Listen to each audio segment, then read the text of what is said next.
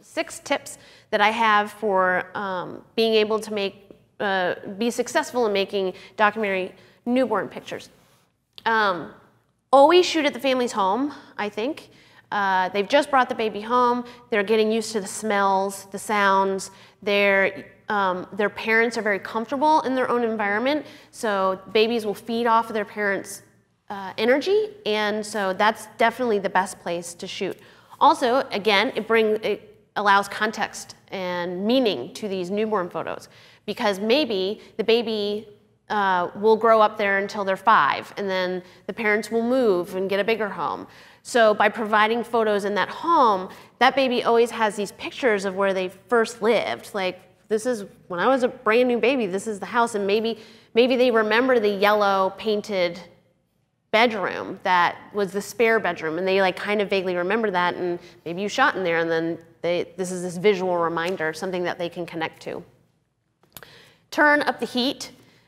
Most people that photograph newborns know this anyways, but babies just are more comfortable, warmer environment. Remember, they were just in 98.6 degrees for 10 months, so they like it warmer. So I always just ask my couples, usually I ask my couples, hey, I'm gonna come over. The only thing I ask is if you could like pump the heat up or turn the air conditioning off. I know we're gonna be warm, but the baby's gonna be a lot more comfortable. Be patient. This is what I don't think people realize, is that newborns have personalities. They say that, scientists say that, that we develop our personalities in utero. Like, it starts happening. We're gonna talk more about that later in the next segment, but that's a pretty amazing thing. And so babies, newborns will show you their personality. You just have to be patient. And you don't have to pose them. They will, there's things that we can do, I'm gonna show you, to make really great portraits that also have personality starting to come through. Get close, use your 35. Don't be afraid to get close to the newborns, especially when they're interacting with their parents. I'm gonna say this over and over again to get close, get close, get close. It's important to get close.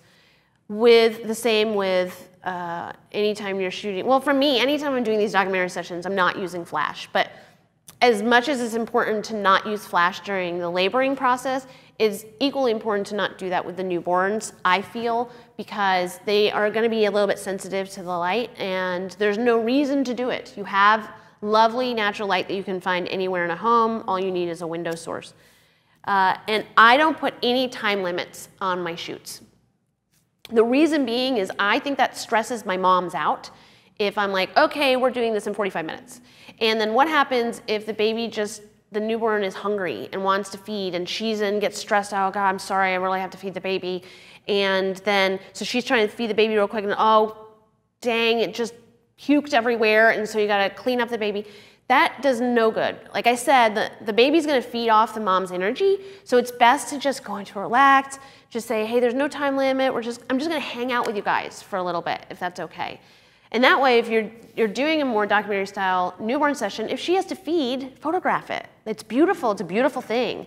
Especially, and you can even say, hey, I don't mind doing this. Hey, do you mind if you just feed near that window? Like, do you like sitting in that chair and feeding? Because I'm gonna have some great light to work with.